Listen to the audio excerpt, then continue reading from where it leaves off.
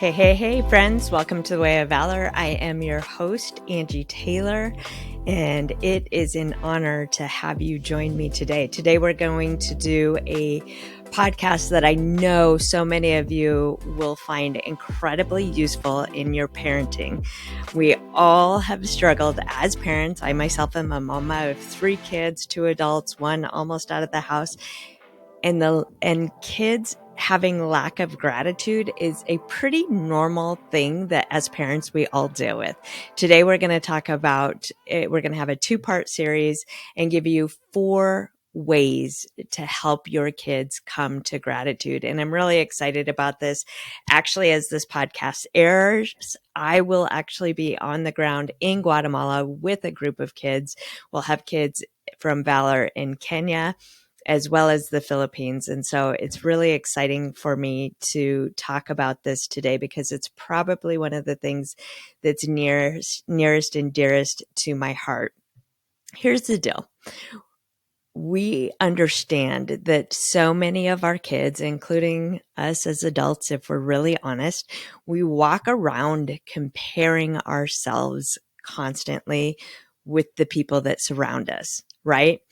This just leads often to a sense of, I'm not that, I want that, I don't have that, and leads us down a really grumpy road. Comparison is truly the thief of all joy when we are simply doing it with that which surrounds us.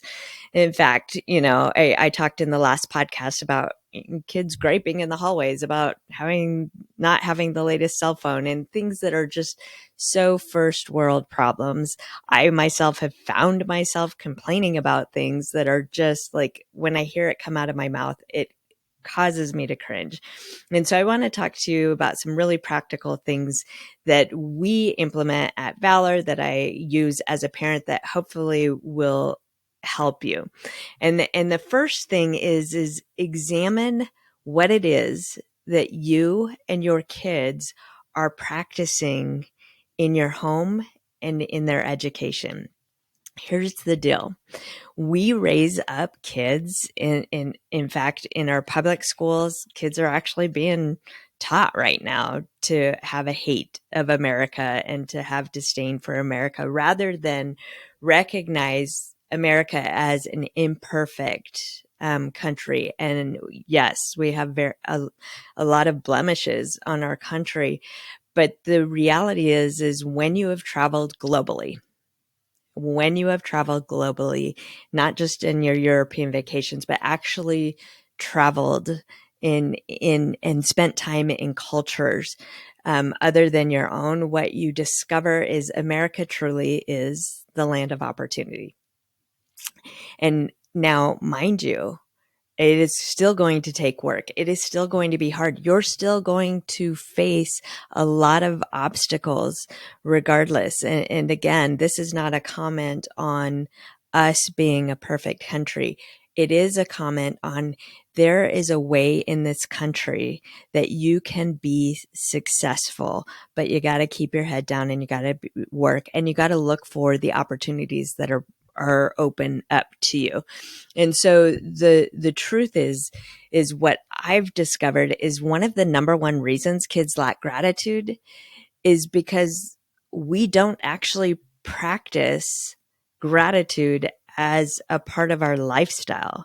We actually surround ourselves in comparing ways with people that are completely homogeneous to us and look just like us. And so it's really important, first of all, that you start from the standpoint of, okay, if I want to raise generous kids, grateful kids, where do we practice that? What does that look like? And in my home, we got really practical of on our drive time to school. That was where we listed out our 5 things that we were grateful for every day. You could never list the same thing twice. Requiring our kids to dig deep and look broader. But here's what's really important about that piece is a lot of times we're still really shallow in what we're grateful for because we still lack perspective. in that, right?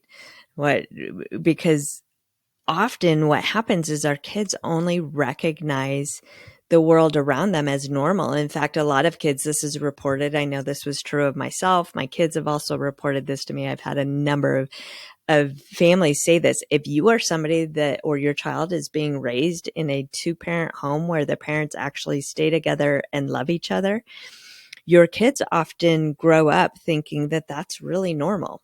They don't even know to be grateful for that in their lives, because what they experience is the norm. And so it's really hard to be grateful for something that feels normal and everyday like. And so enlarging our kids' perspective to the world around them is really an important thing, because it exposes us. Kids lack gratitude because they lack perspective, and exposing them to the world in ways that helps them discover the things that are blessings in their own life. You know, and one of my favorite ways to do this, truly one of the, in my mind, one of the easiest ways to enlarge a child's perspective is through global missions. I'm an epic fan of global missions trips, because they are the best spend, most powerful week of education that I have ever done with students, bar none. There's literally nothing else I've ever done in my educational experience of 30 years that compares with global missions for kids. And I'll just give you a couple of reasons for that. One, we always think, oh, it's so great that they get to go to the rest of the world. They get to help people. They get to all the things, right? All the things that are good things. And that truly is happening. They share the gospel message. So important, so transformational. But here's what happens when you help kids grasp a global understanding of the world. It's not just the global community and culture that you're exposing them to. You also expose them to themselves.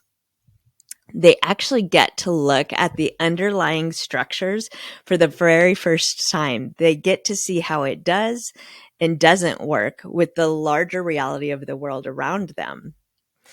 And so it is just extremely exciting when you can help kids get more exposure, because we run through the day. I think statistics are like 90 to 98% of your day happens subconsciously. There's so many parts of your day. The first time this became just a mind-blowing reality to me was I took a team of kids to Tijuana. Phenomenal missions week. The kids had been, ministering all week. The kids' hearts were changed. They had encountered God in a really powerful way. And it was just a beautiful, and there's just something so beautiful about celebrating and sharing in another person's culture. I mean, this is truly, in my mind, one of the most anti-racist things anyone can do is share the beauty of someone else's culture, learn about their culture, understand what makes your culture different and beautiful, what makes it alike and similar. And there's something so beautiful that happens in that moment. And it's my favorite thing when I travel. But on this particular trip, this was really the first time that I recognized the power of these trips for a student to be exposed to their own reality, because that's the thing that's really hard. Things that seem normal seem like they're probably normal for everyone. And when we were actually walking across the border in Tijuana back into the US, and I had a team full of girls, high school girls, that we walked across the border. We went into the restroom, and it was an American restroom, right? Faucets, running water, cold, hot water, all the things. And my girls literally ran over to the water, turned the water on, and were gleefully splashing one another, grabbing their water bottles, filling their water bottles up. And they were saying, We have never been so grateful for running water in our lives. Who knew how precious this was? And the truth is I had that aha moment of, as a mom, I literally, in the middle of the night when my kids were young and they needed me to grab them a drink of water in the middle of the night, I could go turn on my faucet, get a drink of clean drinking water for my kids and bring it to them. And at no point did I think I should be grateful for this moment. What a gift that we have.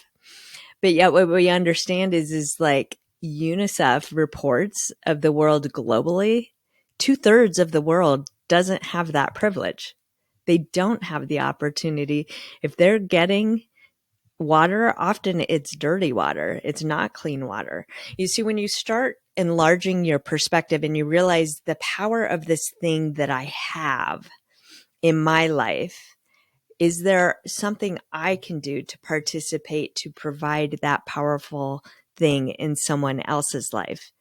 But we don't understand to even ask those questions if we haven't enlarged our perspective to understand how different life is and how hard it can be for so many mamas. I mean, for me, that was a game-changing moment when I recognized for so many mamas, they don't get up in the middle of the night and get their thirsty child a clean drink of water easily. It's not a safe thing.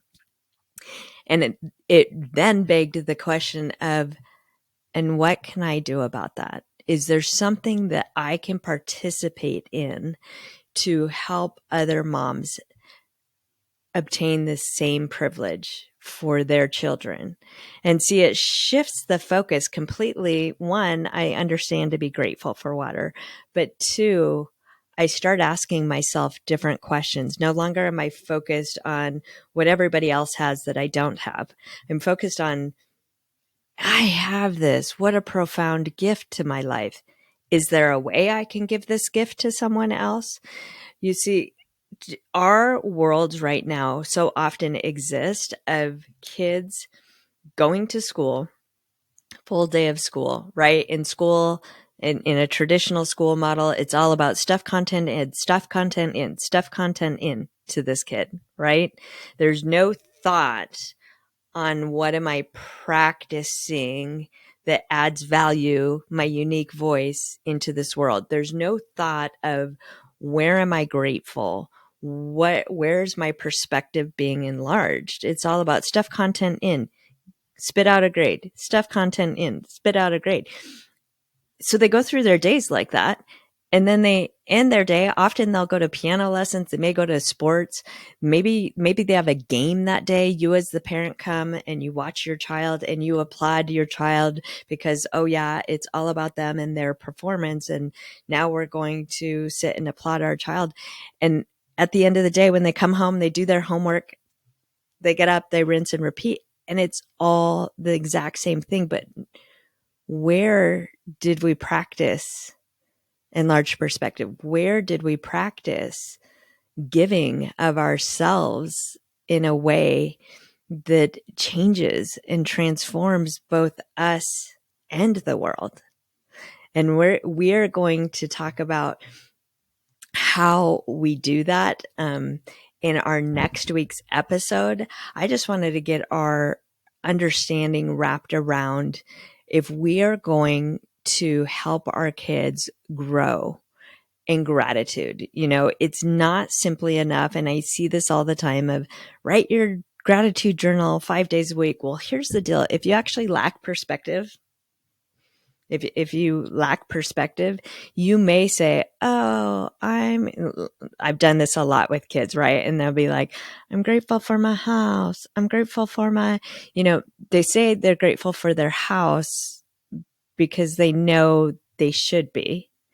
But what they don't know is how truly profound and abundantly they've been blessed for their house, and how they may be in a position to be the giver rather than the taker, because gratitude lands when I understand I'm a giver, not simply somebody that is consuming.